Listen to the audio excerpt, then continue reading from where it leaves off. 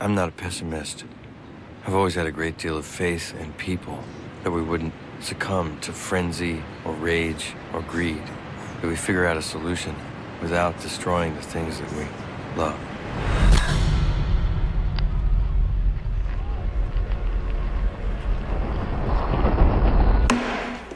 The Subcommittee on Energy and Minerals will now come to order.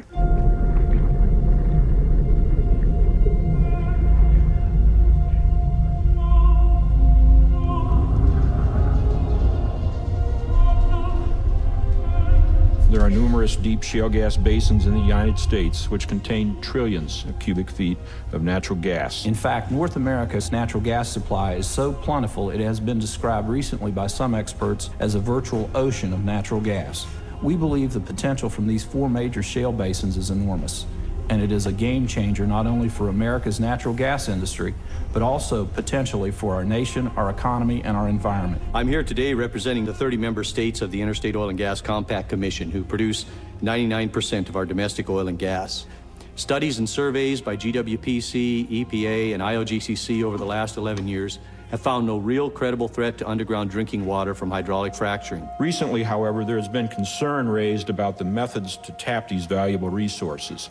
Technologies such as the practice of hydraulic fracturing have been characterized as environmentally risky and inadequately regulated. Press reports and websites alleging that 6 states have documented over 1,000 incidents of groundwater contamination resulting from the practice of hydraulic fracturing. Such reports are not accurate. And it's my firmly held view, and also that of IOGCC, that the subject of hydraulic fracturing is adequately regulated by the states and it needs no further study. Thank you for this opportunity to provide an overview. Thank you. Thank the committee. Thank you. And thank you, always. You don't know what you just thanked him for. Yeah. Hi, my name is Josh Fox.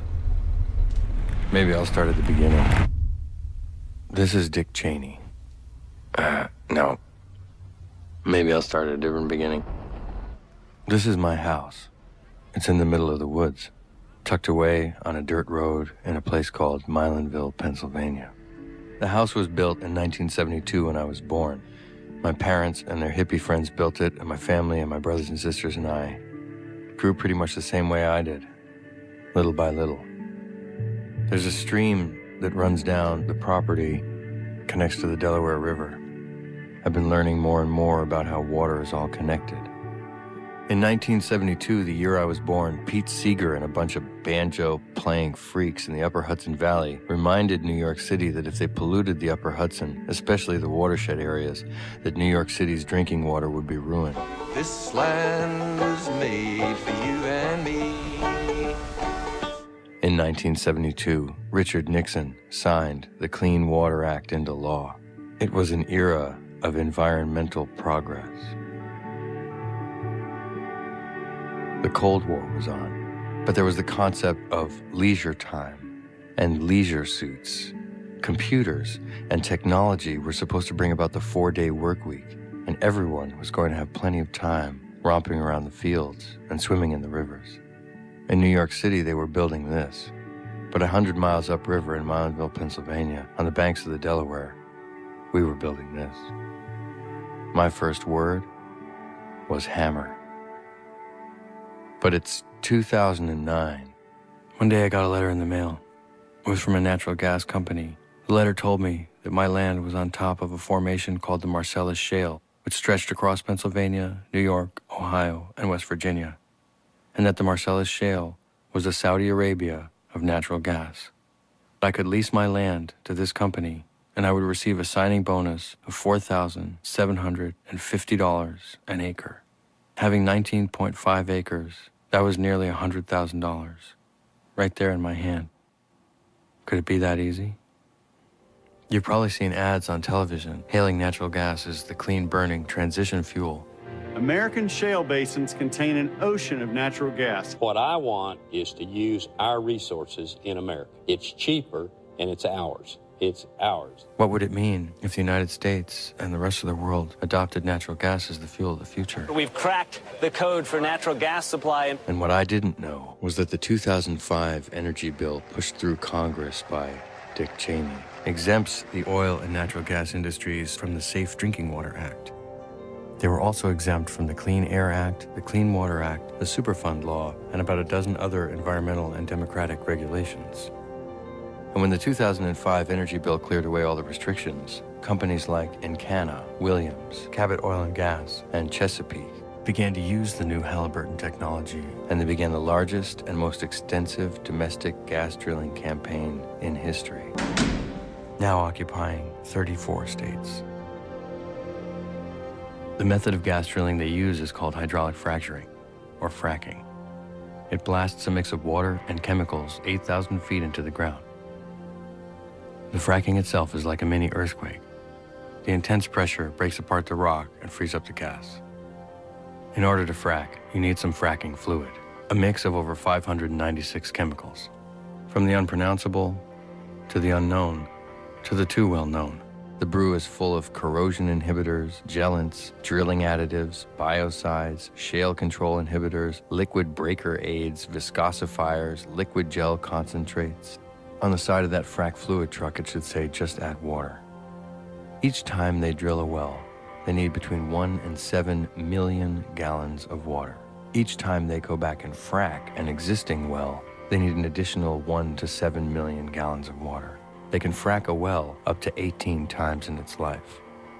They started out west, New Mexico, Colorado, Texas, Wyoming, Oklahoma, and in the south, Arkansas, Louisiana, Alabama. 450,000 wells, times 18, times 1 to 7 million gallons, is something like 40 trillion gallons of water, all of it infused with the 596 chemicals in the fracking fluid. And now they're coming east. They're proposing 50,000 gas wells along a 75-mile stretch of the Delaware River and hundreds of thousands more across New York, Pennsylvania, Ohio, and West Virginia. From 1972 until now, my whole life, all this has been protected.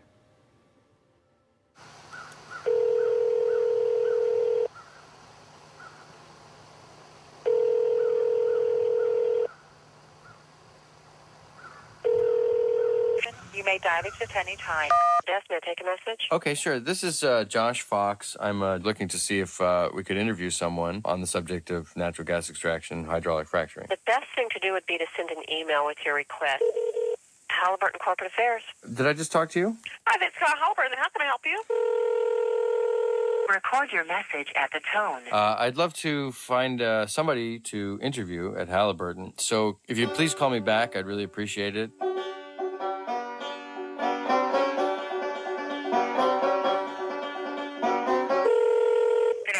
Williams. Please leave a voice message for Thank you for calling Chesapeake Energy Corporation, the nation's leading producer of natural gas. Okay, What's 405 area code? Oklahoma. I'd be interested to see if there's any way to get an interview with T. Boone Pickens, to see if there was any possibility of... Okay, well, I'm going to have to transfer you to... You've reached Cabot Oil and Gas. Please leave a name, and I will return your call. After the tone, please record your message. Who is the audience for this? General public. I think we'll decline, but thanks for calling.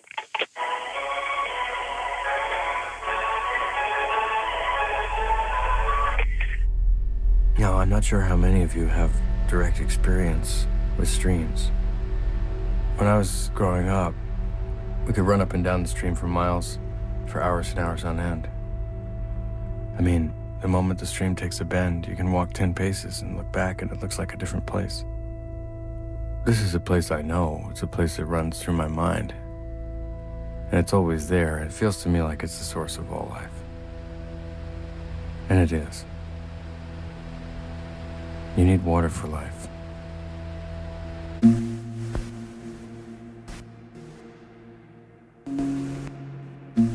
The closest they were drilling to me was in a place called Dimmock, Pennsylvania, about 40 miles from the New York-Pennsylvania border in the Susquehanna River Basin.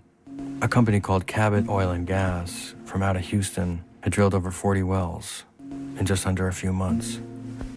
It's a small place with no major highways, a place where you could easily forget the world, forget yourself, disappear completely. I was going there because I'd heard a lot of complaints, and because I'd heard the Pennsylvania Department of Environmental Protection had said that everything was going fine.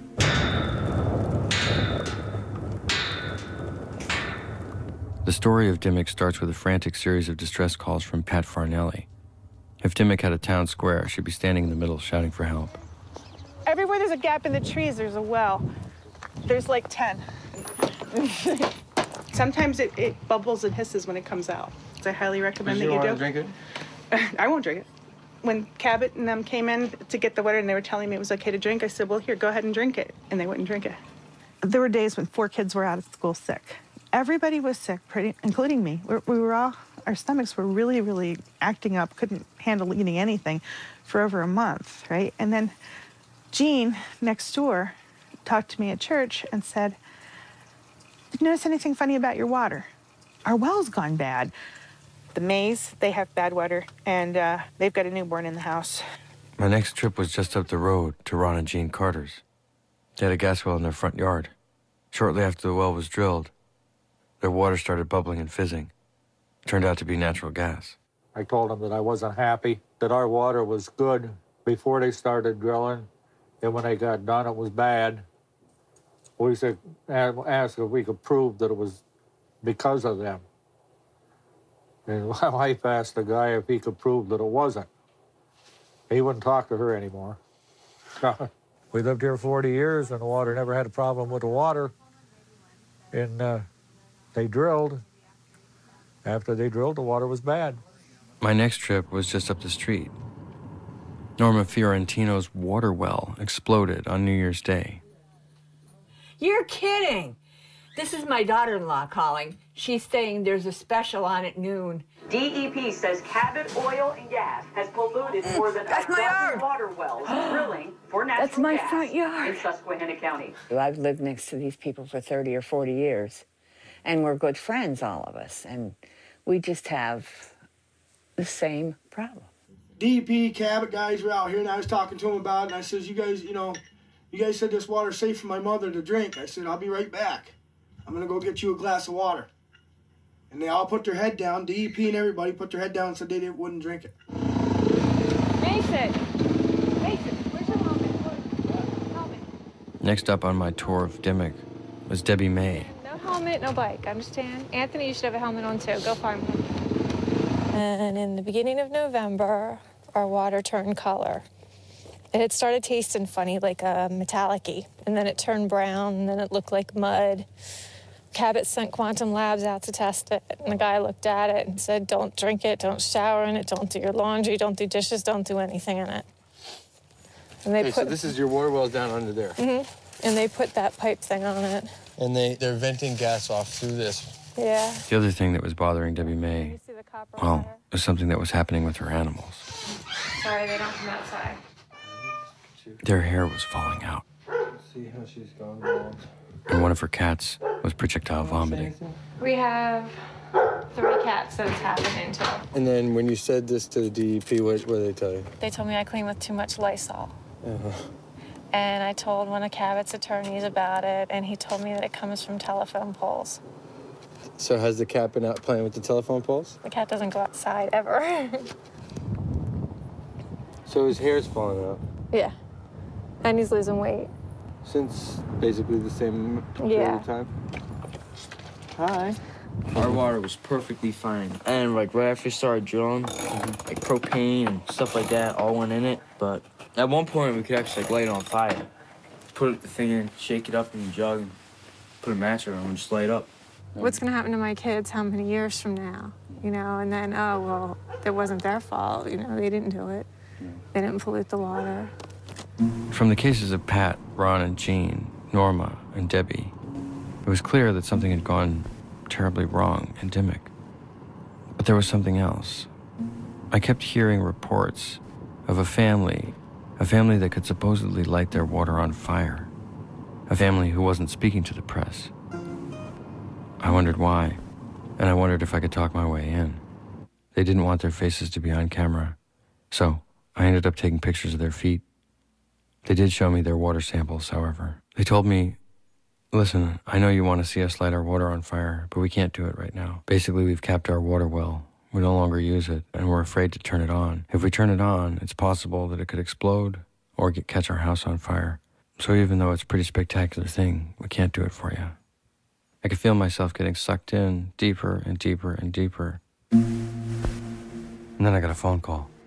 Not gonna do anything. Nobody cares because of the holy dollar that's rolling in. Yeah. And it's wrong. It's wrong. I don't care. You're taking a big risk yourself going around doing what you're doing. Money's not worth it. And I'm worried for my life.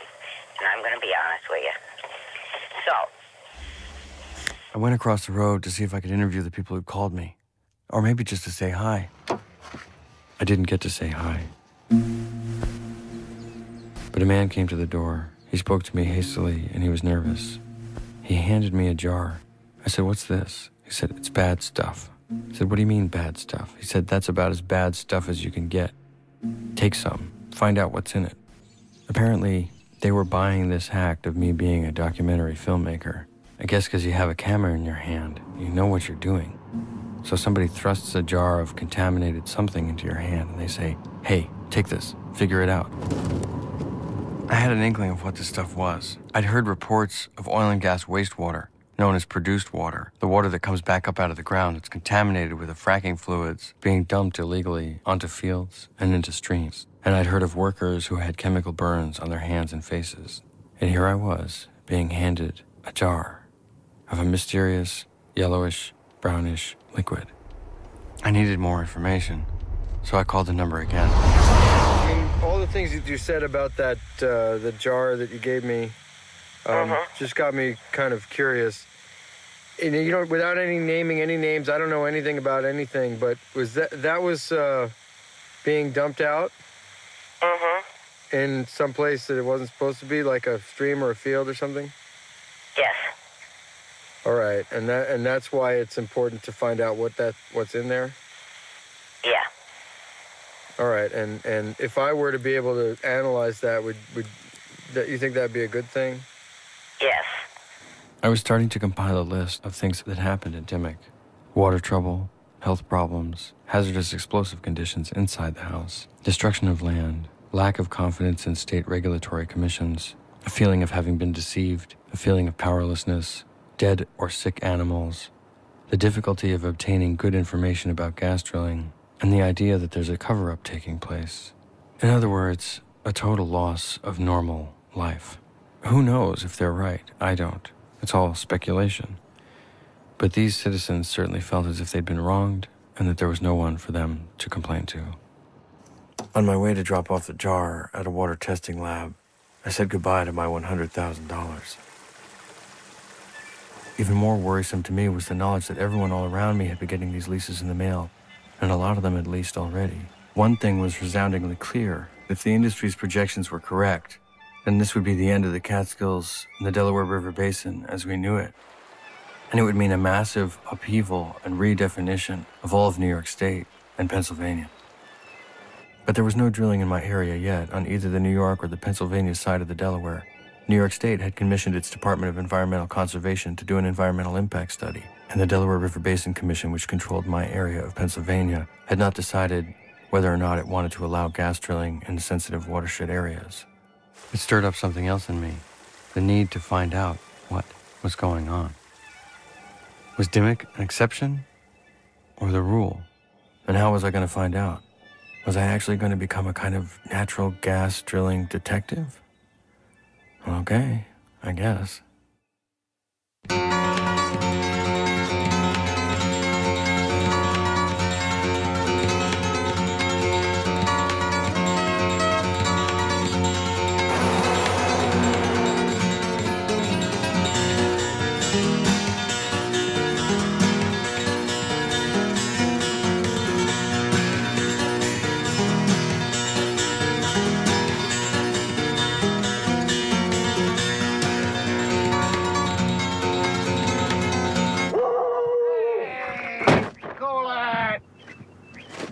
Well, you be careful, because that one's known to nip butts.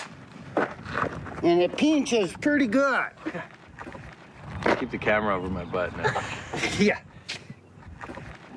And it's gurgling. Oh, wow. So that's the sample. This is, it's all settled out. Right. But that's what our water looked like. That came just out of the tap? Out of the tap. Right. So in 3 weeks, they contacted Mike by phone and said, we've tested your water. There's nothing wrong with your water. With this? With this. There's nothing wrong with the water that can be affected by the oil and gas production in your area. So what have you been doing? We put in our own tank and he hauls water every week. I've got 2 500-gallon tanks, and I go to town once a week and buy water. It's a coin-operated thing, so I got to put in $15 worth of quarters. The purpose of this letter is to inform you that Noble Energy has contracted LT Environmental to conduct an investigation. Okay. Possible natural gas impact on water well in the vicinity. Again, I was a little disappointed in the state. I mean, obviously, we have a problem here. 2 weeks ago, they had the meeting, and I had prepared a statement kind of outlining everything. You know, the director of the oil and gas, or acting director of the oil and gas, said, next question. That was Dave. Neil Nesland. Or yeah, he kicked us out of his office two days ago. So is there like a theme to your documentary? Do you have a message you're trying to get across with it? I apologize very much for your inconvenience. I wish you good luck with your documentary. Okay. I'd be happy to talk to you off the record with some background information if that's helpful, but I just can't do it. All right, well, we'll call you. Okay? All right. Again, my apologies. Good luck. Have a good day.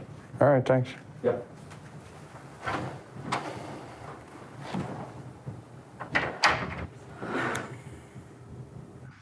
At one time when we were going through all the gurgling in the well, I decided to put a plastic bag over the wellhead. And with minutes, it filled up that bag. So I closed off the bag and I stuck a fuse in it. And I thought, this might be real stupid. So I came in and I told Marcia, I said, why don't you dial 9-1? And if this doesn't go right, hit the other one. Hit the other one. So I got this bag of who knows what, and I lit it, and it started floating towards the road. And I thought, oh no, truck is gonna come, I'm gonna blow up a truck.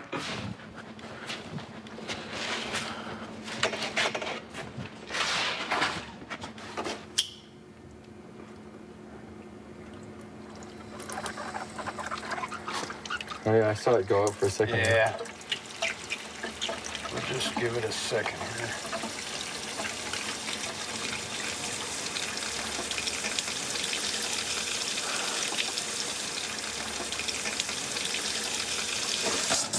Whoa, Jesus Christ.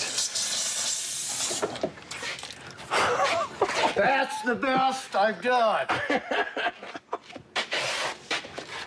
I smell hair. Oh, damn. Can I try it? Yeah. Shall we get that in the frame? Don't drink this water. Jesus Christ.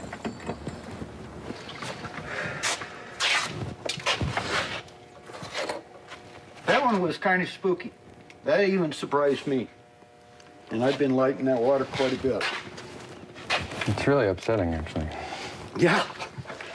You know, it's not supposed to do that.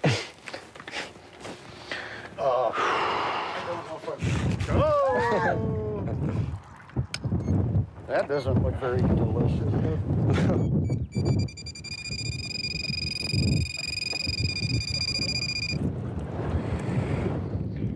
Here we go.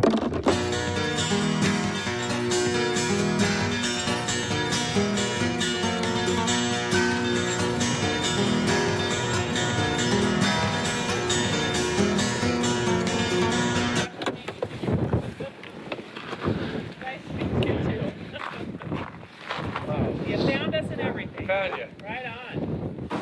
Those are all wells. Those are all the wells. Yes. The red. Yes. That's where we live. That's why it's called the red zone. Yes. New information tonight on a story you almost have to see to believe. That's right. Flames shooting from faucets inside a home in Fort Lupton. It seemed like such a strange and unusual phenomena. Water so contaminated, it catches on fire. I'm terrified.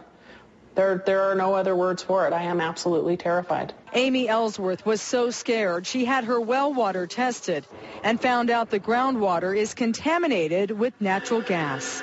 2, 3, 4. Wait, did I count that one already? 1, 2, 3. Yeah, 4. Oh, it's hiding behind the tree. 7 or 8. Yeah. That I can see from here. But they said it wasn't their fault, and yet at the same time they're supplying you with water. Well, yeah. Well, because they're being good neighbors, even though they don't have good neighbor programs. This company right here, this is I am the cup is half full person. I am the most optimistic. I believe in the good of people. I say this 3 times a day, all the time. I do believe in the good of people, and I do believe that things will work out the way that they're supposed to work out. I will stand up for what I believe in, and I will fight till the end, and there's no way you can even try to describe that to people. You can't make them understand how a part of who you are is being destroyed by the actions of others for selfish purposes. No one should ever have to go through what I went through and call them crying, begging for help, and be told no. And that's where the system is broken. Shock is one word for it. Terror is probably more effective. That's because Amy is living in a home that could explode. And now we've learned she isn't the only one. It just like popped and caught on fire, and Renee McClure discovered her water is also flammable after she saw our story last night. I want to know that we're safe. Renee worries her family has been drinking the contaminated water for years. This is your bus? Yeah, my school bus. It just seems like in the last year and a half, I'm never healthy. And I've always been healthy, so that's why I don't know what it is. I get headaches all of the time. And, you know, I mean, at least 2 or 3 headaches per week. Actually, the whole family gets headaches, but mine get so bad where I just have to go lay down. Since you moved here? Uh-huh. Yeah. I'd like to ask the Congress people why we're supposed to be living in Colorado. It's supposed to be such a green state. But yet we can't even get clean water out here. 1 or 2 glasses might not affect a person, but what about long term? It says here you have trichlorobenzene in the water. And what is that? It's one of the volatile organic compounds that comes up with the production of the gas. What blows my mind is that the Oil and Gas Conservation Commission, I thought they were there to work for the people. They're not there to work for the people. They are there to work and help the oil and gas companies. And I asked him, who's there for the people? And he told me, nobody, call an attorney. That's what they told me.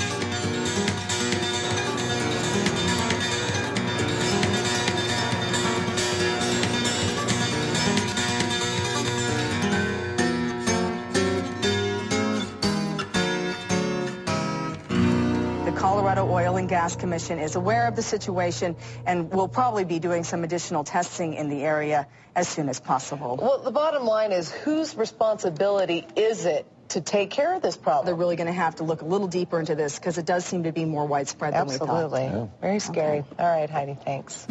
Let's clear this up.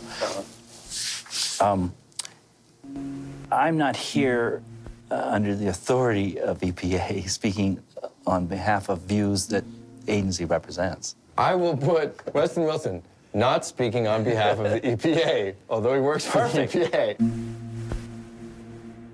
In 2004, the EPA was investigating a water contamination incident due to hydraulic fracturing in Alabama. But a panel rejected the inquiry, stating that although hazardous materials were being injected underground, EPA did not need to investigate. Weston Wilson, a 20-year veteran of the EPA, wrote a letter to Congress objecting.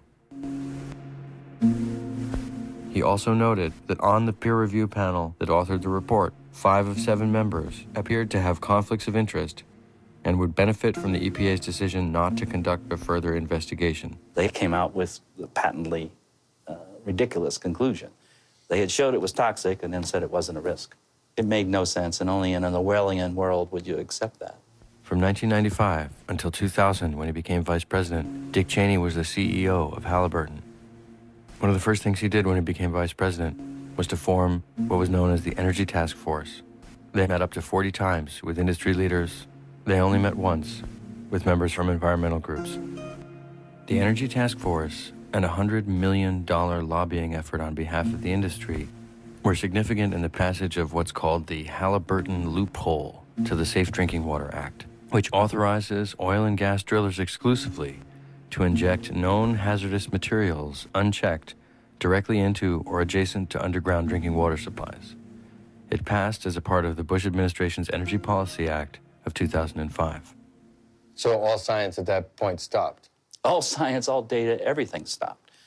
We were appalled about burying this kind of, maybe no pun intended, but burying this secret that it was known to be toxic. You know, when the president says to its bureaucracy, don't investigate, expedite things for industry, we do those jobs well, too.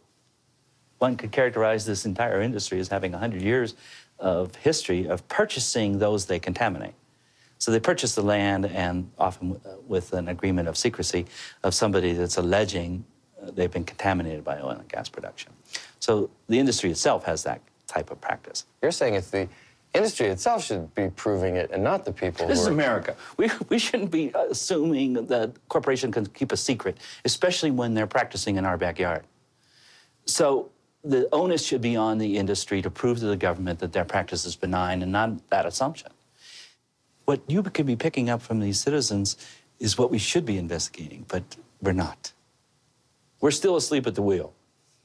And don't assume since Obama got elected that something's changed at the EPA yet in that regard. Even if it weren't true, they deserve an investigation. They're citizens of the United States. And they certainly don't deserve to be exposed to secret chemicals. It's un-American. So I understand your question and your frustration, and you're seeing how this may be a pattern repeating itself. But so far, we're not on duty. We're not present as a government agency to answer your legitimate questions, and we must be directed to.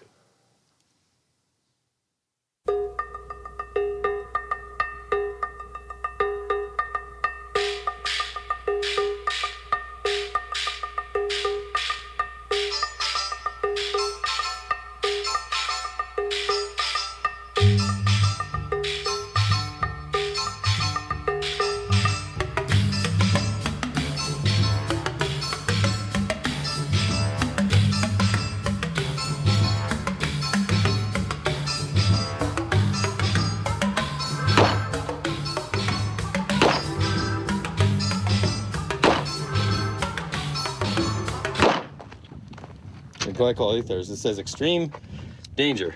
Yeah. Yeah. Extreme health hazard. Yeah. It's almost like having a loaded gun in your hand there, standing there, isn't it? And then you can zoom in. I'm gonna take this nice and slow.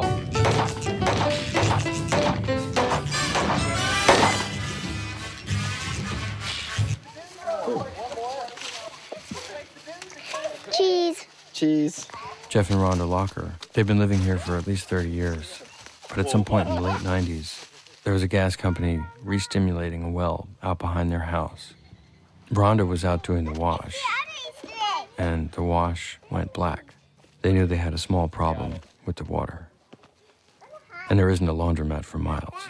All of a sudden, the washing machine plugged up, and the water that came out and flooded the back where the washing machine is was pure black, complete black. Mm-hmm. And of course, at that time, I went out and stopped the pumper when he came through the yard and asked him what he'd done to our water. And he says, well, we didn't do anything to it. In pursuing it further, I finally got water samples, and that's when we found out the water was totally unfit for consumption. That fast? Yeah, it was just immediate. Just about right for a cool day. Now, can we get you out of there? Come on. The Lockers threatened the gas company with a lawsuit. They settled for $21,000 to put in a reverse osmosis filtration system. This is the well that was on the property when we bought it. We're still using it, but it's the one that went bad. Jeff and Rhonda Locker had to sign a non-disclosure agreement. The day that I signed it, I even said to him, I just want you to know I may sign this, but if anyone asks me, I will not lie. Now, they're so frustrated that they're breaking their silence. This is our system. It pumps out of there, it pumps through the softener, it pumps through there, and it fills this 500-gallon tank. It's just a centrifugal pump. It goes through a real fine, I call it a filter, it's more like a membrane. We were actually drinking it for a while. But 4.5 years ago, Rhonda got really sick with extreme neuropathy and is in a lot of pain. She just faded fast and had the bone pain, and she's been through spinal taps and everything to try to find a cause. Jeff and Rhonda Locker found out that a reverse osmosis unit won't filter out glycol ethers. Glycol ethers eat the membranes inside of the filters. We don't drink it anymore. We haul our water and we... Tell me about hauling the water. Where are you getting it from? How does it work? Walmart. Buy it. Yeah. Like Jeff and Rhonda Locker, after a nearby frack job, Lewis Meek's water went bad. Started smelling like gas. See, 2004, they drilled this well right over here. I don't know if you can see it from here. It's 5. Numerous water tests turned up various forms of hydrocarbons and glycol ethers. In Canada, the company doing the fracking claimed no responsibility. With his back against the wall, Lewis had no alternative but to try to drill a new water well on his property. From 180, 160, you could smell gas. And he went in there and we got to 240. And when we put that joint on and started to try to blow it out, well, it came at us.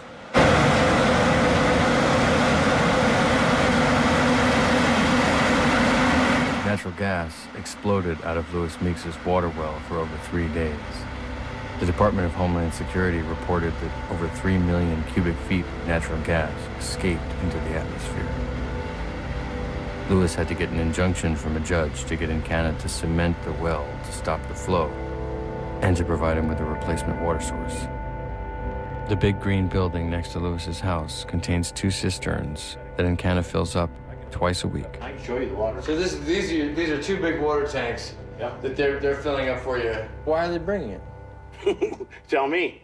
If nothing's wrong, why are they bringing it? So you actually hired a hydrogeologist to figure out what was going on around here? Yeah. And what did he say? He said that they got everything intermingled. When they do anything like frack it, they're going to intermingle everything. You can already see you're going to see little pearls of stuff come out of it, like oil. I just already saw one over here. And the water that comes out of Lewis Meek's original well is only good for some bizarre science experiments and brain-altering recreational activities. Oh, man. Tell me you drink that. No way. Tell me there ain't nothing wrong with this water. It smelled like turpentine. That chemical smell that goes straight to your head and gets you dizzy almost immediately. Here's the thing, I think it's criminal. What would happen if I took some chemicals like I got and took them to, like, the big bossy in Canada and dumped them in his well? Yeah. They'd have me in the pen so fast my head would spin. For sure. But look, if they can come out here and do whatever they want to. And they don't even have to report it and tell us what they're putting in there. The whole concept of democracy and looking out for the little guy does not apply here. Exactly. It and I'll tell not. you, I ain't not lying. I never seen such lying, you know what I mean. Mm-hmm. I mean, their word ain't no good. Mm-hmm. And, and we was all raised that way. Mm-hmm. If your word ain't no good, you ain't no good. Mm-hmm. And you talk to these are grown men lying to you. Right. For what? For money. And that's it. When we had ours tested with them to have tested and they found glycol in it, it cost us $4,400. Yeah, for what? Something is burning on the surface here. It's like a plastic. Glycol ethers are odorless, colorless, and are a liquid chemical component of plastic. Something definitely in it. When Lewis took a blowtorch to his water, I think we found a cheaper way of testing for glycol ethers.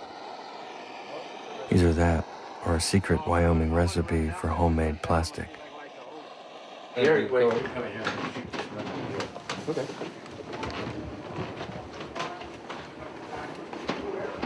I liked Lewis immediately. Cool 70s patterned mirrors, cowboy statues everywhere, And what about these? and the most comfortable couch in the United States. You ready? I raised That's good to sit on. Shoot me on the buffalo hides. That is fab. Wow. John Fenton and his wife Kathy have 24 gas wells on their property, all of them visible from their front porch. I was raised here, and at one time, there was nothing. I mean, there was no oil, nothing. Now you All have this, everywhere you can see. everywhere you can see. Yeah, and like we can really sell this place with the water situation, and well, look at it. We don't own our mineral rights.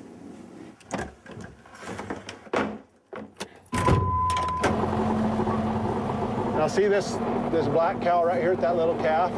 That little calf's, you know, probably less than 12 hours old right there. Oh, really? Yeah, that's a new one there.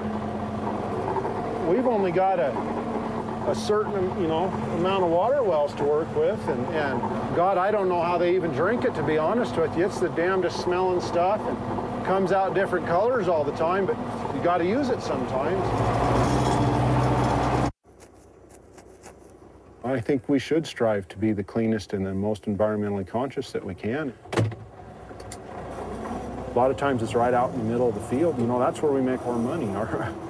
You see the green grass growing, that's money to us, you know, and that's fertilizer and that's feed for the cows, that's everything. And they tear up a football field sized area and drill a hole out there, and they spread toxic chemicals, and then on top of that you got gravel and rocks and big pieces of metal, and then they pipeline everywhere, and it just cuts us to pieces. There's no rhyme or reason to how they do things out here. They do it different on every hole. There's different people, nobody's watching over them. You know, it's a free-for-all. It's John Fenton describes his home being surrounded by venting condensate tanks. At times, the fumes from the condensate tanks are so strong, they surround the house in a cloud of toxic vapor. And you can come out here when the sun's coming up and the air is just brown. The first 100, 200 feet of air is like a brown blanket laying over the top of everything. And, you know, not only are all the animals in there breathing it and absorbing it through their skin, but all the people are too. Kathy and her mother-in-law, who lives right down the road, suffers from headaches, dizziness, and a loss of smell and taste. It's going to be, I know they say you have to let them drill, you know, you got to come to a compromise. You know, we already know that. We've already compromised as much as we can compromise. If they do any more drilling out here, it's just going to force people, you know, it's going to force us out of business off our land. The less people they have to deal with out here, the more they can drill.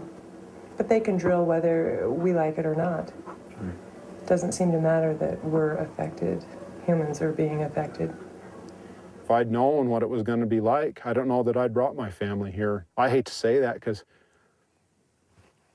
you know, some people might see this and wonder how I could like this, but this is my way of life. You know, my father and my grandfather were the old-time cowboys, you know, and my grandfather on my mom's side, they were farmers in Nebraska. This is my family heritage, and my wife's, this is their family farm, you know. We're proud of this, but by God, if your way of life is being besieged and your health is under attack, I don't know what else you can do. I don't know where the hell I'd go, though. Where else can I go? This is happening everywhere. That's the biggest thing I want people to know is you're not alone if this is happening to you, because I'm in the same boat you are. And what we need to do is we need to get together and we need to stand up, and we need to speak with a unified voice, and we need to stand up to these assholes. These little guys are really enjoyable to watch and be around. And we want to raise the best, most natural, clean product that we can raise, you know. And by God, if you're breathing in dirty air and you're drinking water that could be tainted, what's going into these girls and what's coming out in those calves, you know? You got to be sure that what you're putting in them to raise that meat is as pure as it can be. You know, cute as they are, and in a year or two, they're going to be on somebody's dinner plate.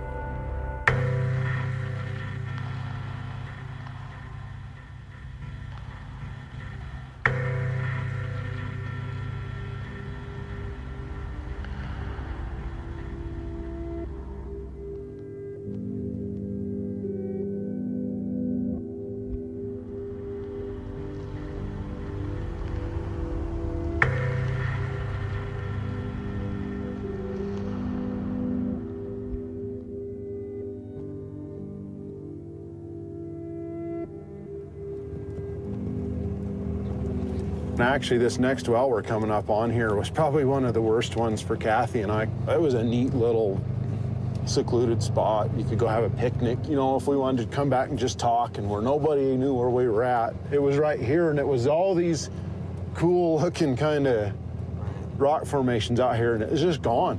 Everybody kind of has one of those, and ours is under a dozer, you know, it just disappeared.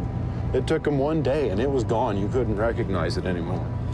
It's amazing that what took Mother Nature millions of years to build can be destroyed in a few hours with a piece of heavy machinery.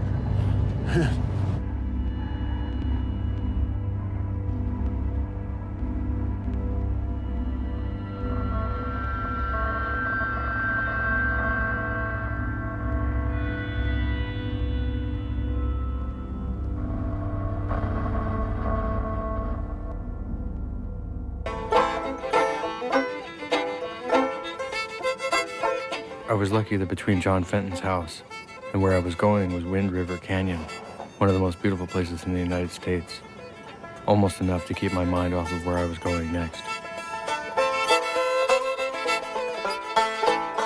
I was going to one of those moonscapes I'd seen in the photographs, one of the biggest and most productive gas fields in the United States. The Jonah gas field is at the foothills of the Grand Tetons. Just to the south, Yellowstone Park and the Bridger Teton National Forest. Sublette County, at 4,935 square miles, the county is about the same size as the entire state of Connecticut. The population is about 6,000 people. That means there's about one person per square mile.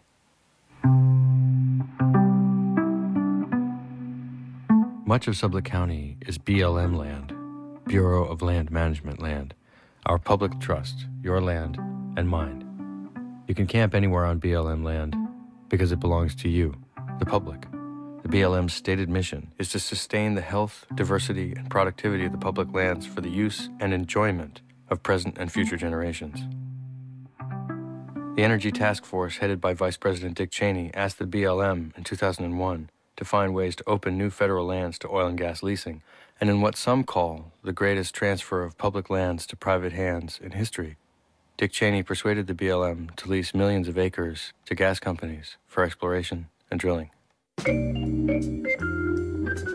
The derrick tower that you see is the drill rig. The drill rig moves in for 3 to 4 weeks, drilling a hole that's anywhere between 11 and 8,000 feet down to the shale formation. Each well completion, that is, the initial drilling phase plus the first frac job, requires 1,150 truck trips. The breakdown goes like this: drilling rig mobilization and drill pad and road construction, 10 to 45 truckloads. Drilling rig, 30 truckloads. Drilling fluid and materials, 25 to 50 truckloads. Drilling equipment, casing, drill pipe, etc., 25 to 50 truckloads. Completion rig, mobilization, and demobilization, about 15 truckloads. Completion fluid and materials, 10 to 20 truckloads. Completion equipment, 5 truckloads. Hydraulic fracture equipment, pump trucks, and tanks equals 150 to 200 truckloads. And here's the big one: hydraulic fracture water. For each well, 400 to 600 tanker trucks. 400 to 600 tanker trucks. Hydraulic fracture sand, 20 to 25 trucks. Flow back water removal, 200 to 300 truckloads. Which means that all the water that goes down, only about half of it comes back up. What you see here is the flowback pit of what you call flowback water, frac water, or what the industry likes to call produced water. Before the water can be hauled away and disposed of somewhere, it has to be emptied into a pit, an earthen pit or a clay pit, sometimes a lined pit, but a pit where a lot of it can seep right back down into the ground. Colored flags. I have no idea what those are there for. Maybe it's the grand opening of a new pit.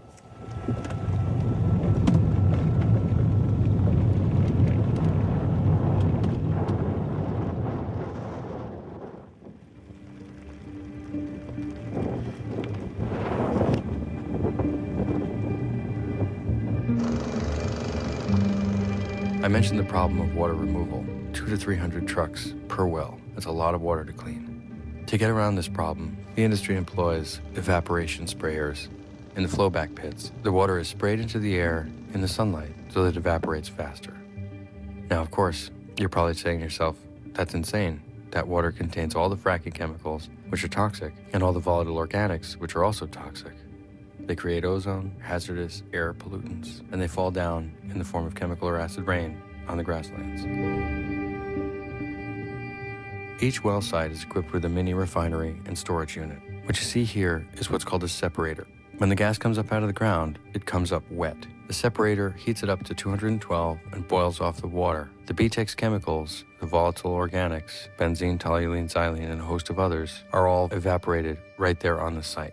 The gas is then pumped into a pipeline to go through further stages of refining.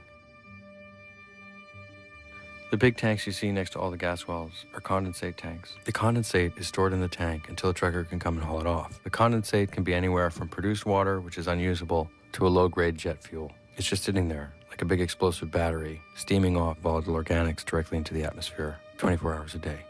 Numerous air pollution advisories in Sublette County were posted by the Wyoming Department of Environmental Quality, stating that ozone in the air had reached unsafe levels. Ozone's good in the upper atmosphere. It keeps out the radiation of the sun. But down on the ground, it burns holes in your lungs. Sublette County, the size of Connecticut, 6,000 people, had air worse than Los Angeles on a typical day. Right there's a pronghorn antelope. Pronghorn antelope is not a part of gas development. But the Pinedale Anticline and the Jonah gas fields are directly in the path of the 1,000-year-old migration corridor of pronghorn antelope, mule deer, and sage-grouse. And yeah, each of these species is endangered and has suffered a significant decline of their populations since 2005. After a while, a gas rig just seemed like a car, made in 1890. A car without a windshield, without safety bolts to hold the seats in, without an airbag, without seat belts, without crash test ratings. Something fundamentally unsafe. If you think about a car made today, there are probably thousands and thousands of safety features. Looking at these rigs, I couldn't help but imagine of the hundreds of safety features that might be implemented, including harnessing volatile organics, storing toxic wastes off-site or not on the ground, non-toxic fracking fluids, hundreds of ways that we might improve upon, or just say the hell with it. Can't we build a solar panel instead? I zipped around. I got lost on the snaking, winding roads that lead in and out of the gas fields that aren't marked. Each access road leading to one, to another site, to another site, to another site. Nobody was monitoring it. I could drive right up wherever I wanted. It was BLM land. It was mine. It belonged to every United States citizen. No one told me to leave. No one told me I shouldn't be there.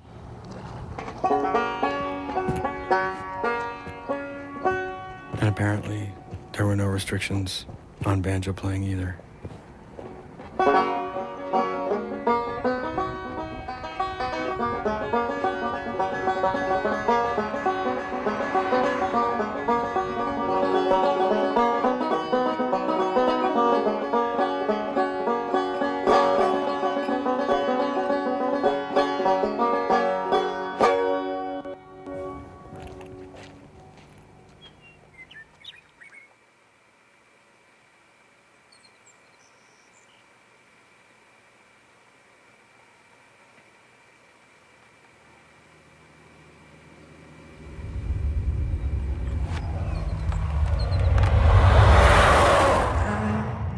Show the world how to smile. I could be glad all of the while. I could turn the gray skies to blue if I had you.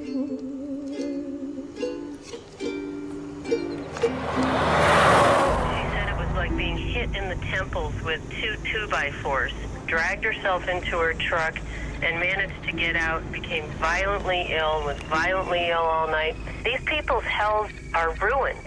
They can't function. They can't live in their homes anymore and go outside. Susan was wearing a respirator. The woman who had the brain tumors, aside from the fact that she's just a walking nightmare of a mess physically, can't work. You know, she's an invalid.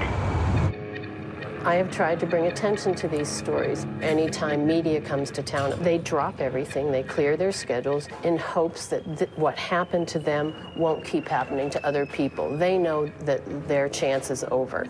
I drove south from Wyoming to Colorado's beautiful western slope. Just to the east of Grand Junction, Garfield County has to have the best names of any county in the United States. The towns of Rifle, Rulison, Parachute, Silt, and Battlement Mesa were all part of one of the first populated areas to get a major gas rush. In less than a decade, the area became rapidly industrialized, with over 5,000 wells drilled. So going to Garfield County is like looking into the future of any area slated for drilling. It's also the subject of the first preliminary study on the health effects of gas drilling. 7 medical researchers from the University of Colorado studied the air and the water, finding acute problems from toxic emissions from gas development. So when I got calls from people in Garfield County, there were calls from people who had severe health problems. This is Karen Truelove. She started getting massive headaches, getting really ill, feeling sick. And she said it got so bad that she didn't even plan her days anymore. She just tried to get through them. Then my friend Rick has benzene in his blood, toluene. Tara was speaking for her friends that couldn't speak for themselves mostly, because of non-disclosure agreements. People who were in lawsuits or who had settlements that stipulated that once they received their money, they could no longer go public with their stories.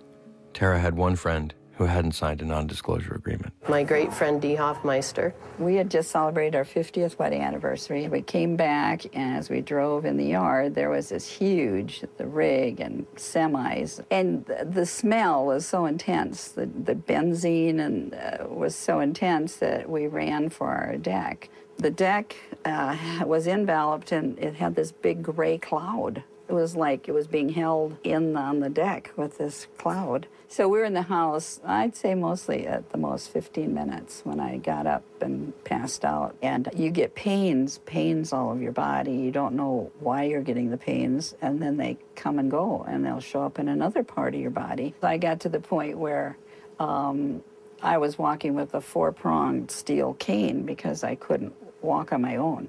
After her first big knockdown exposure, she wasn't in very good shape, but then just a couple of years ago, Dee Hoffmeister's gas well exploded. The condensate tanks caught fire, and the rig was consumed. At 3 in the morning, we heard these pops. Our son got up to go look outside, and he had to run back in because the deck was so hot, he was burning. And I opened my eyes, and I couldn't keep them open because everything started spinning. And then the next day, I was even worse, and he took me to emergency. We had our son and his wife and 4 kids living upstairs here in the house when this all started. And all 4 of them got asthma. And 2 of my daughter's children got asthma. They were on nebulizers in the winter to breathe. We had beautiful playgrounds, but we got to the point where you could never leave your kids out to play. I kept getting in car after car, hearing symptom after symptom. My first day in Garfield County, I did 16 hours worth of interviews. And then finally, I got a chance to sit down with Theo Colborn, winner of 5 Rachel Carson Awards, a Time Magazine Environmentalist of the Year, and Congressional Fellow. Her accolades are too numerous to count. We've begun to look at what's being used to drill a well, data that the government should be collecting but isn't collecting. We've been able to get our hands on some of that. Because of the exemptions, fracking chemicals are considered proprietary, like the special sauce for a Big Mac or the secret formula for Coca-Cola.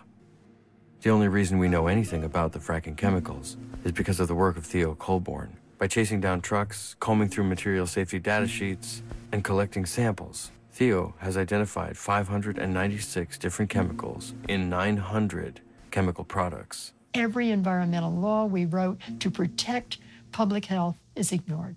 But the neurological effects are very insidious. 3 years ago, I started getting really dizzy.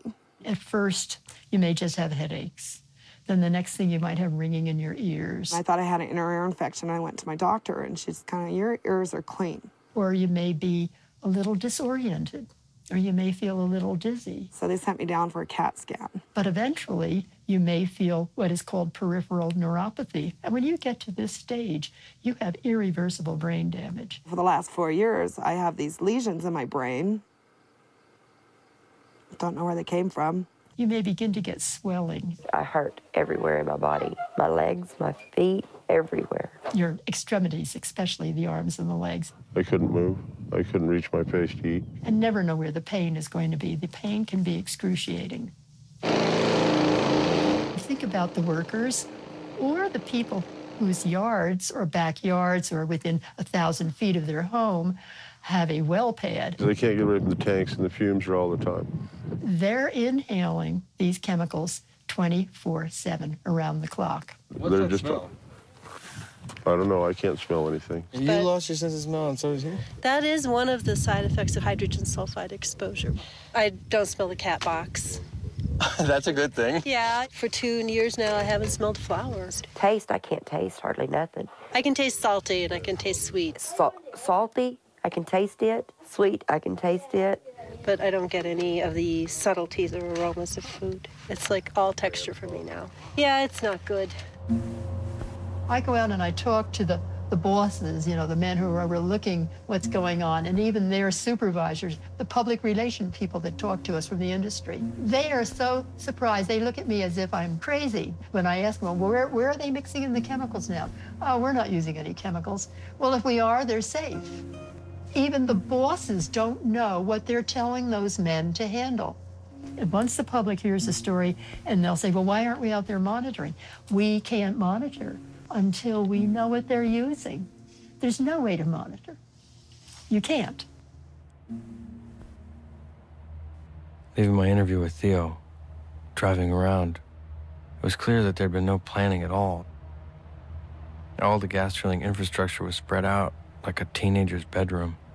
A pipe yard over here, a waste pit hidden behind a mountain over there. Thank God my last interview had a sense of humor.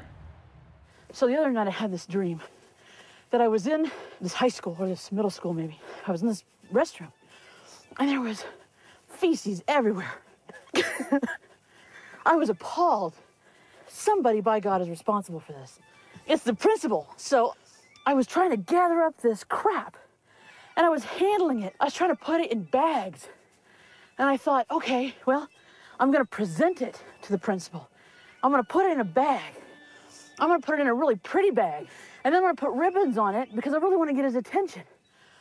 I wanna drop this bag of crap on his desk, and I wanna shock him so that he thinks it's a present, but when he opens it, it's crap.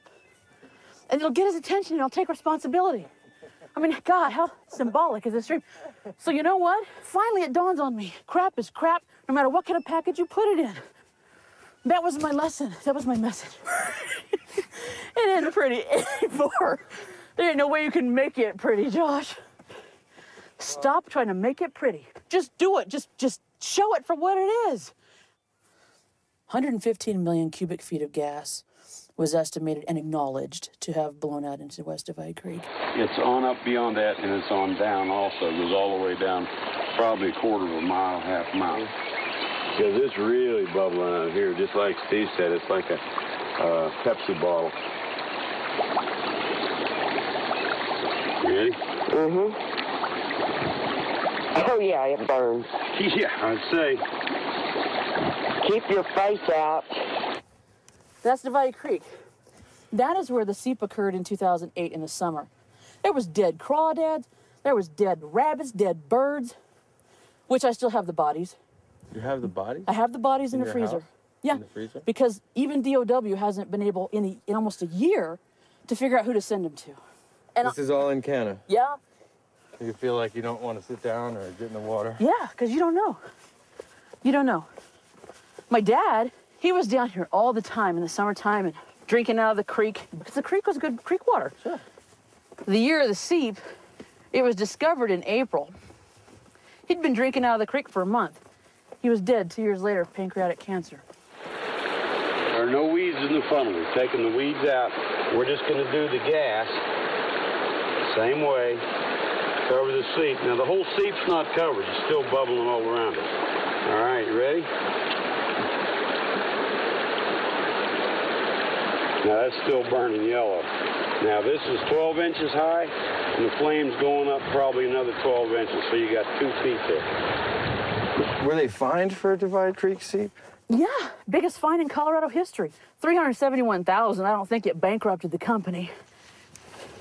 The corporate business model is to come into an area, develop it as fast as you can, and if you trash anything, you make the people who you impact prove it.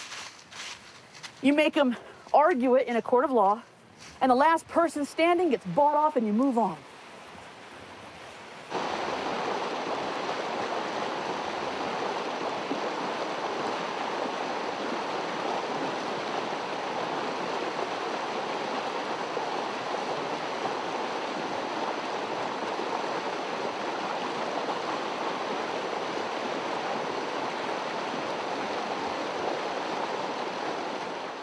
I had tried to keep anger and sorrow at bay. But the moment I knelt down at Divide Creek, looked upstream, and noticed the bend, it reminded me of home, and I broke apart.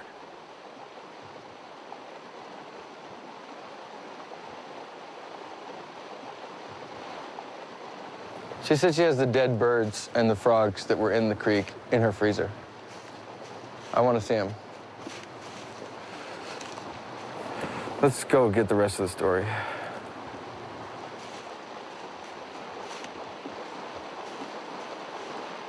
God, you remember that dream? This is it. There's one bird. In the summer of 2008, all this black stuff with diesel, organic stuff came up and came into the creek. We had a kind of a mass die-off. Get out of here. Ended up in the freezer as specimens. That's a dove, and this is the rabbit. He was right down there by the seep, right down there where propane and ethane was found in the groundwater. This just broke my heart. Look at this little guy. He didn't even have a chance. Oh, yeah. Did you ever think that you'd be freezing rabbits, doves, and animals in your freezer? That you wanted to get autopsied? No, that's probably one of the creepiest things. This is so foreign and creepy and alien to me. To have these critters just die and leave, to try to preserve them, it's creepy and weird and unnatural.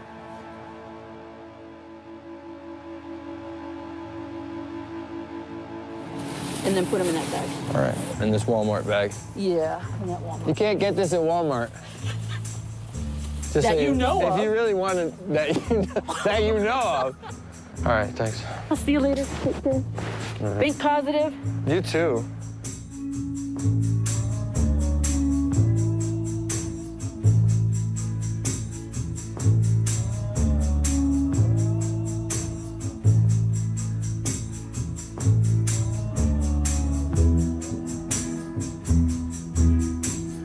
This is just a nightmare. Soon I'm gonna wake up. Someone's gonna bring me round. This is our warning. I wanted to get out of Gasland as fast as I could. 4 minutes. But there was nowhere to go. I'd been on the road 3.5 weeks. I realized that I hadn't been on a single road between Arkansas and Santa Fe that didn't have a gas well on it. All the states started swirling together. Everywhere I went, it was the same story. He says, do you see this big dark spot? That's brain damage. Huge banks of compressor stations in people's backyards. I can't stay here too long. Wells drilled right across the street from people's houses. Yeah, get a picture of the pretty flowers over there. Poison streams in Arkansas. Boy, they're making a beautiful, beautiful piece of country and turn it into just a big trash dump. Huge refineries right next to cemeteries. Land farms where toxic sludge from waste pits were right next to residential communities. And the dust blows, the toxic waste fumes blow on them. Too many stories to recount. Like a skipping record, a song that you hear over and over again, like a scar that runs through you and comes out your face. Everyone had the same look of worry. We can't keep going like we are. I've heard that the White House power plants is supposed to go natural gas, and we tell them don't do it. The sheer scope of this massive drilling campaign boggled the mind. As a detective, I was totally out of my league. Good afternoon, Halliburton Communications. Is there any particular state that you're looking at? I'd really love to do an interview with Cabot. To hang up. You may hang up. I will pass on the message. I do suggest that you resubmit the email. Call me back in a day or two. Thanks, and have a great day. Bye. I wanted to get home, get a sense of the bigger picture. Then I looked at the map. To get home, I had to go through the bigger picture. Texas. The Dallas-Fort Worth Metroplex. The Barnett Shale. The place all of this started. Here's a map of the Dallas-Fort Worth metropolitan area. And all those dots you're looking at here are oil and gas wells around Fort Worth. On most of the dots, there are multiple wells. So each of those dots is a what they call a pad, and from each of those pads, they can sometimes drill 2, 5, 10 wells. So if you take each of those dots and multiply it by 5 to 10, you start to see why we've now got about 10,000 wells around the city of Fort Worth. The Texas Commission on Environmental Quality had no idea. The TCEQ had no idea how many gas wells were being put in and were in the ground around the city of Fort Worth. We were interested in kind of getting a handle on this. What were really the emissions that were coming out from the oil and gas sector? And we didn't want to rely on the state's numbers. The state had just admitted publicly that they didn't know what the emissions were, that their numbers were grossly underestimated. So we did our own. We now know that emissions from this sector are greater than the accumulated emissions of all passenger vehicles, all the cars and trucks in Dallas and Fort Worth. So let me get this straight. You're saying that oil and gas development in the last how many years is greater than the total car emissions for the entire city? That's right. If you look at the latest inventories of what emissions are from passenger vehicles like cars, trucks, vans, motorcycles, it turns out it's about 200 tons a day of emissions, the kinds of things that form ozone and fine particles. Now if you take a look at the latest emission inventory that I worked on with Environmental Defense Fund from the oil and gas sector around the city of Fort Worth, it's about 200 tons a day. The rigs were burning diesel, some of them 800 gallons a day. But that wasn't all. There was something coming off the condensate tanks. I'd seen these condensate tanks everywhere, all across the United States, but I never got a chance to look at them through an infrared camera that picked up hydrocarbons. All right, there it is. Okay. Tank, vents, school. Right. Condensate venting. Oh, wow. Yeah, you see that? This is just what's coming off the top. Yeah. And that's why you shouldn't walk up that ladder, which I've done. Isn't that amazing? Whoops. Yeah. What is all that stuff? I found out what that stuff is when I got a call from the mayor of Dish. Hey, we're gonna have to turn off the TV for a little while. Can you go sit at Daddy's chair in his desk? I'm not gonna leave you, baby. I'm gonna be right out there. The town of Dish is 2 square miles. It's about 150 people. And in 2005, the town changed its name to Dish in exchange for Free Dish Network. So everybody in the city gets Free Dish Network for a period of 10 years. We have 10 huge, massive lines coming through here, or meeting here. Those 10 lines carry 1 billion cubic feet of gas a day. So we have 10 billion cubic feet of gas going through the town of Dish every day. At most places where pipelines converge, there are compressor stations, huge turbine engines that compress the gas into the pipeline. Pipelines are designed to have this release where they're shooting natural gas into the air. Of course, they tell you that this all shoots up goes straight to the moon and there's none of it lingering around. There's a cloud lingering over one of our subdivisions. When things like this happen, most of the people in the community think that they've just taken their last breath. Calvin Tillman was so frustrated with the TCEQs in action that he commissioned his own air study. The results read sort of like the back of a pamphlet that you don't want to pick up at the American Cancer Society. The study found, and I quote, amazing and very high levels of known and suspected human carcinogens and neurotoxins. These chemicals include benzene, dimethyl disulfide, methyl ethyl disulfide, ethyl methyl ethyl disulfide, trimethylbenzene, diethylbenzene, methyl methyl ethyl benzene, tetramethylbenzene, naphthalene, 1,2,4, trimethylbenzene, MNP xylenes, carbonyl sulfide, carbon disulfide, methylpyridine, and diamethylpyridine. Benzene in the air was at 55 times the public health standard. Carbon disulfide was at 107 times the health standard. The report states that acute impacts to health will occur with these concentrations of chemicals in the air. The cancer and neurotoxins will also have an impact over the long term. And one of the sites, it's kind of humorous, but it's not humorous, is that there's a sign that says no open flames, no smoking, and then there's a barbecue grill sitting underneath it. You know, so some guy is going to be cooking his hamburger one day and blow up the town. One of the problems with the Clean Air Act is that it tends to focus on the largest single sources. But the oil and gas sector isn't just one large facility. So you have these massive companies like Devon, ConocoPhillips, who, because out in their gas fields or on their oil fields have thousands of little sources, each of those little sources is exempted from the Clean Air Act. Now, the accumulated emissions from those thousands of sources are huge. It can apply to many different places because there's lots of different communities that are sitting right on top of shale formations. If the drilling happens in those formations the way it happened in Fort Worth, very unregulated, Wild West, then it'll be a real tragedy because we learned our lesson here, that you've got to stay on top of this. You've got to look at the issues as it's happening and don't wait until you've had development for 10 years the way we did. Then it's just a big mess. If the cumulative air emissions in Texas were huge, what were the cumulative water impacts like? This whole area produces, and the groundwater is contaminated from the production, from the drilling, from the old pits in this entire area, contaminated with a lot of the heavy metals like barium, which is the weighting agent in drilling fluids, arsenic, cadmium, chromium, lead. I have a number of clients who were like exercise buffs and things that drank, you know, huge quantities of water each day. Right. And they were getting arsenic poisoning. They'd go to the hospitals and the doctor would ask their spouse to step out and they'd go like, do you think your spouse is poisoning you?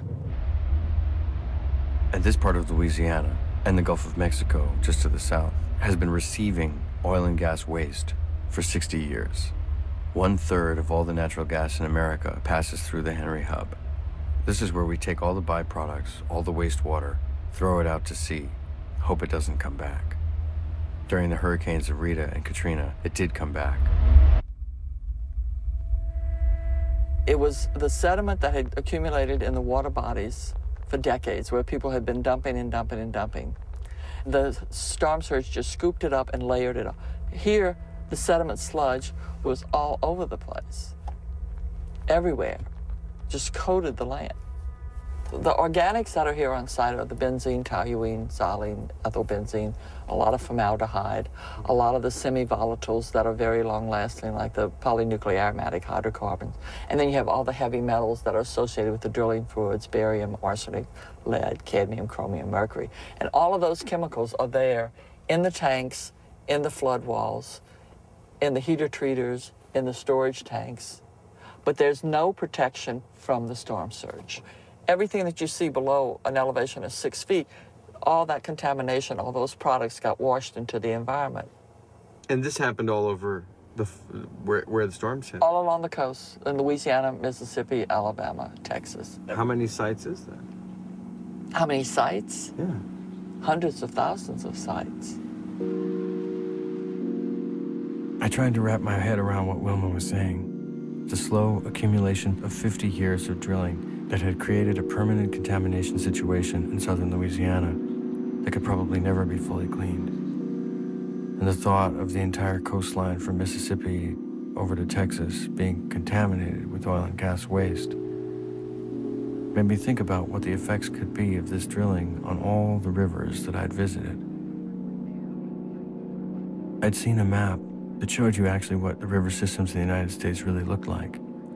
They weren't these skinny lines like veins, but something much more comprehensive. And with all of these major waterways under duress of 34-state drilling campaign, I wondered just how extensive the damage would be if this continued for much longer. I was on my way home. All I wanted to do was clear my head, think things through, get out of crisis mode. The phone rang again. It was the water testing lab. The mysterious yellowish, brownish jar of liquid from Dimmock had given up some of its secrets.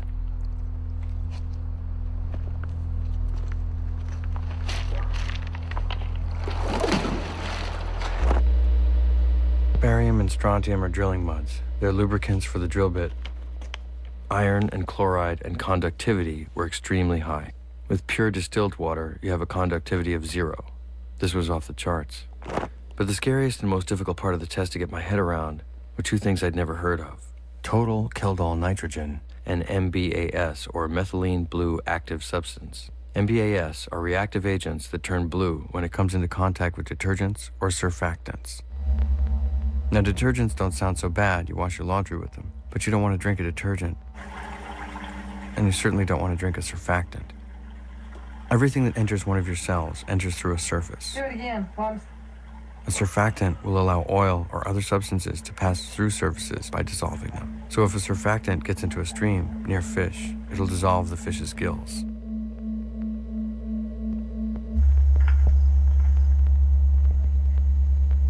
So what could one little jar of yellowish-brownish liquid from Dimmock prove? They were told to just release it into a stream. It's the same type of thing over and over and over. You've lost more than what you've gained. What have you gained? A dollar bill cannot bring back what they've taken away. I think everyone is fed up with it, and everybody's afraid to say anything.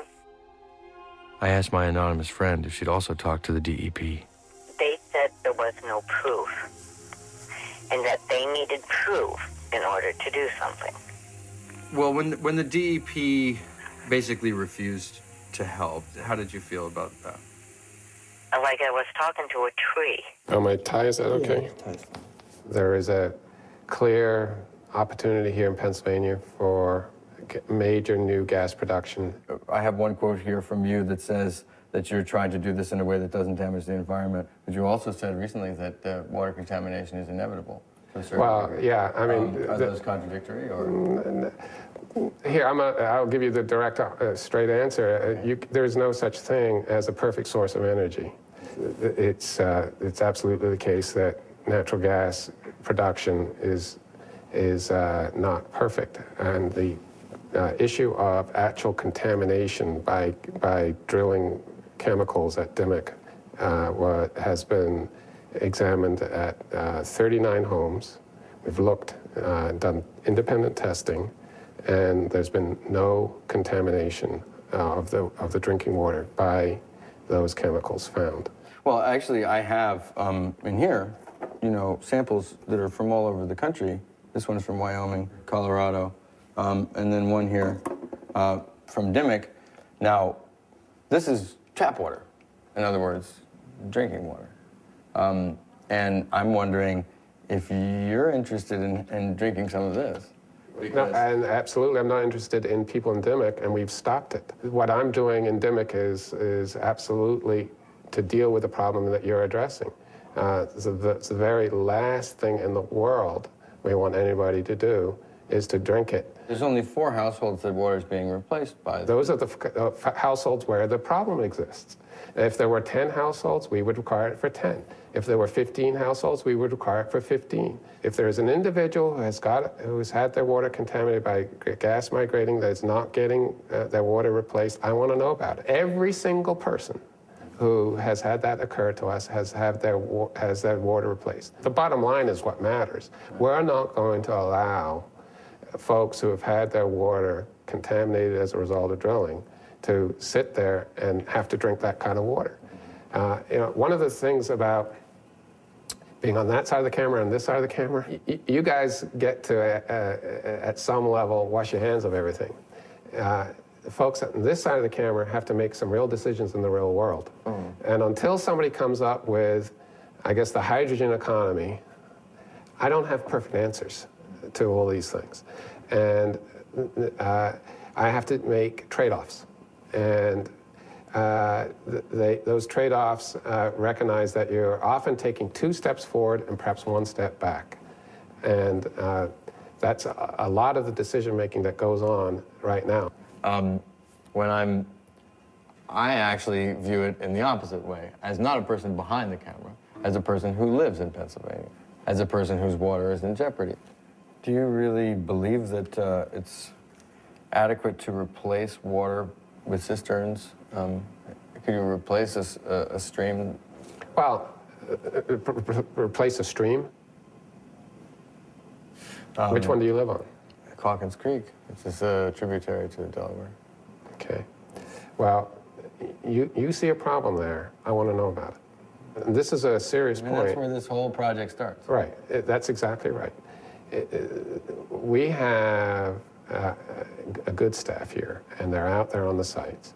But we're also absolutely eager for the public to let us know about problems. Look. No, I know. Here's the card, and you know. Just a few short months after this interview, the Pennsylvania Department of Environmental Protection suffered the worst budget cuts in history, amounting to over 350 full-time positions being eliminated and 25% of their total budget cut. In the midst of what could be the largest natural gas drilling campaign in Pennsylvania history.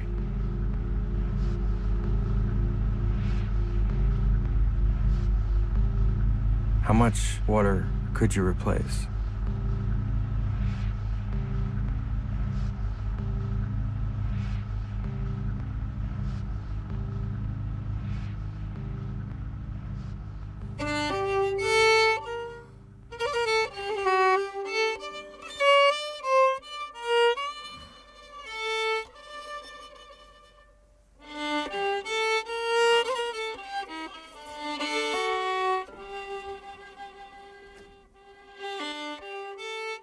So I'm going to show you a little bit here on the map where New York City and New Jersey and Philadelphia's water comes from. What you have up here in the green area, that's the New York City watershed. It's supposedly a protected area, although all of this area on the map that you see here is slated for gas drilling. The green and white areas you see on the map, that's the New York City watershed and the Delaware River Basin. Altogether, the combined watershed supplies water to 15.6 million people. 6.8 million in New York City, 5.4 million in Pennsylvania, 700,000 in Delaware, and 2.9 in New Jersey. It's the largest unfiltered water supply in the world. The reservoirs were created 100 years ago. Industry has leased hundreds of thousands of acres within the New York City watershed and the Delaware River Basin. That could mean 50,000 gas wells in the combined watershed area. As of spring 2010, there is no drilling in the New York City watershed or the Delaware River Basin. But that could change any day now. When we look at other planets in the solar system, what are we looking to find? Water. Now, it's not going to be good as New York City tap water, but you're looking on Mars for water, and everyone has these great discussions because it's all about water.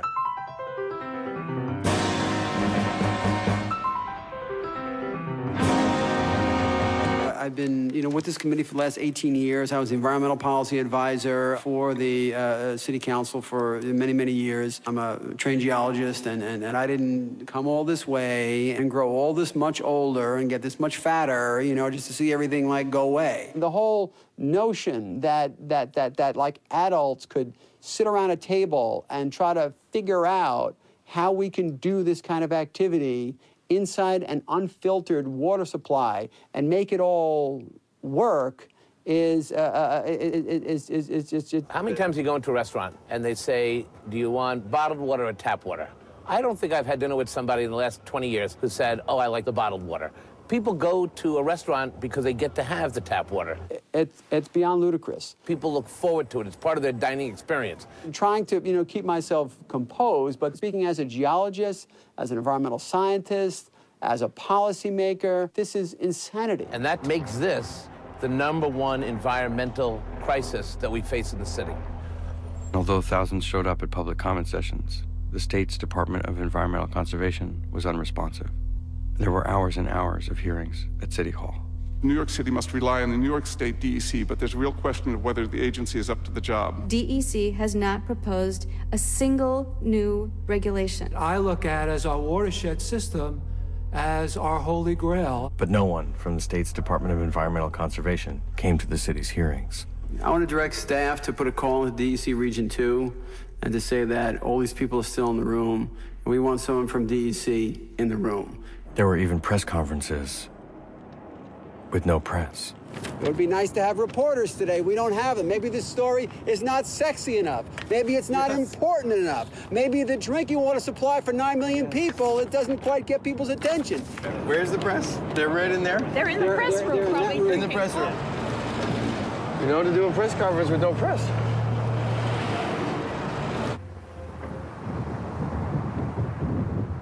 I'd heard that the United States Congress was convening a special session on unconventional shale plays, especially how they related to water contamination and Diana DeGette and Maurice Hinchy's FRAC Act, a piece of legislation that's 1 paragraph long that simply takes out the exemption for hydraulic fracturing to the Safe Drinking Water Act. All we have to do is think back, because there was a realization back then of how the kind of drilling that had been going on for more than 20 years was having a negative impact. It was poisoning wells.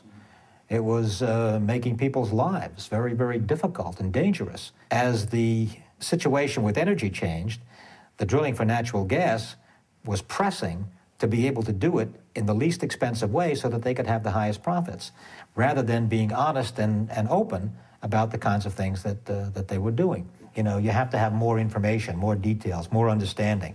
You have to have the people who are doing it being honest about what they're doing.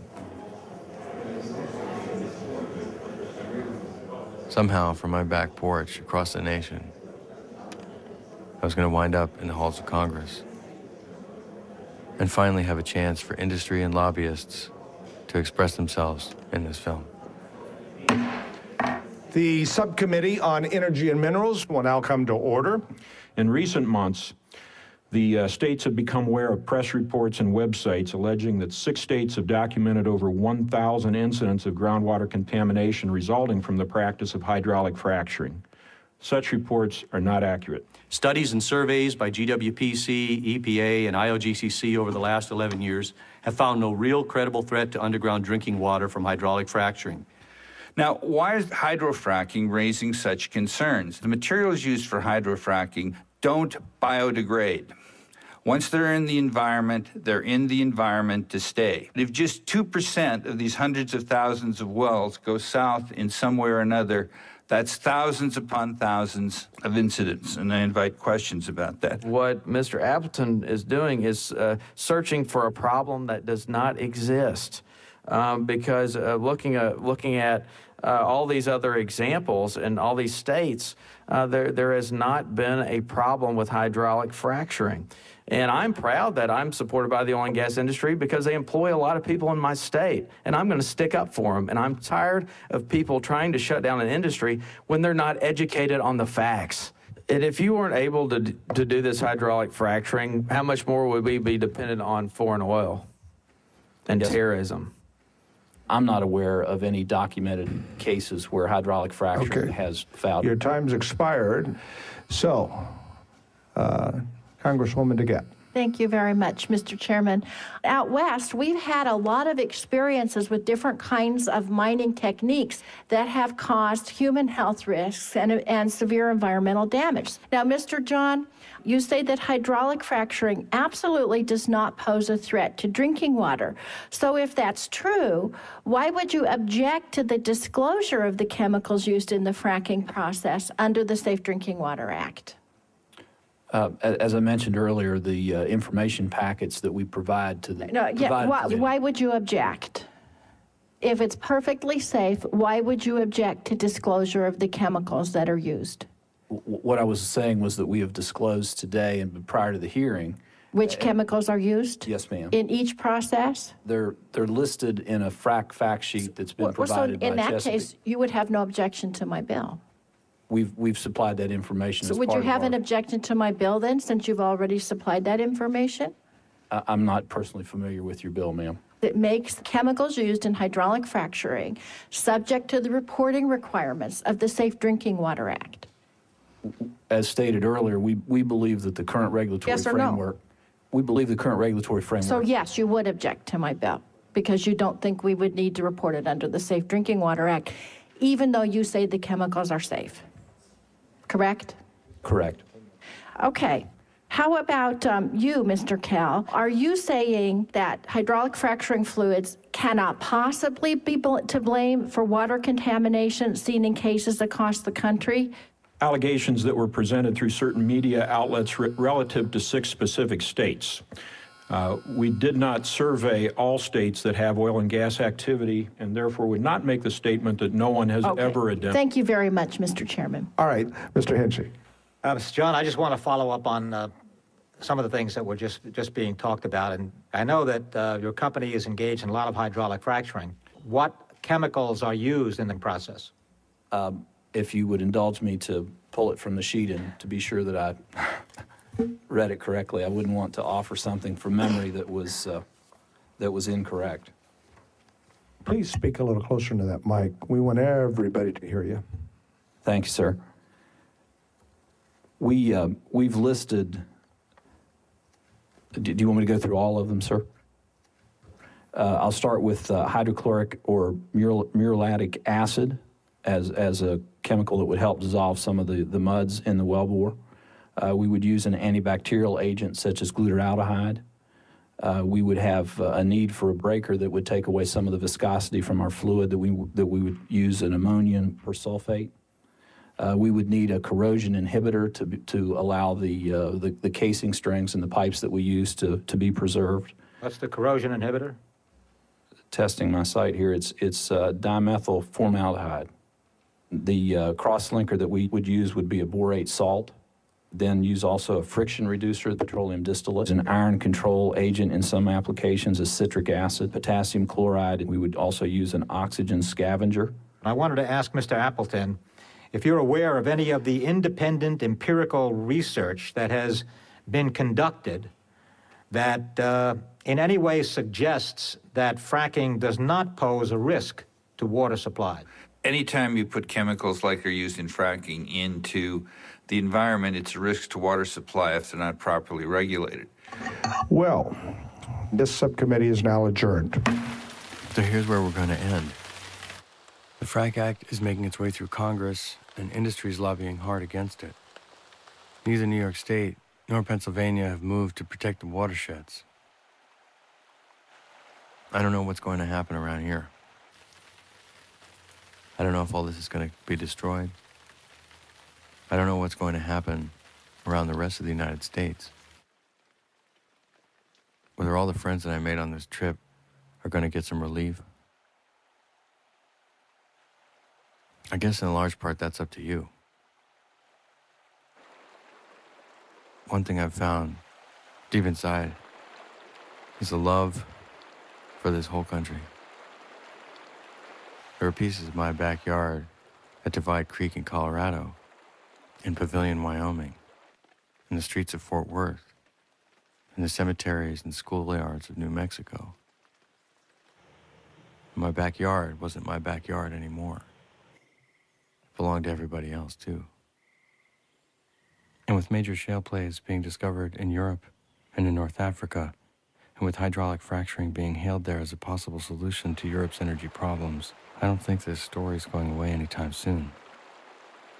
And it's possible that Gasland might stretch a little bit further than my backyard into yours.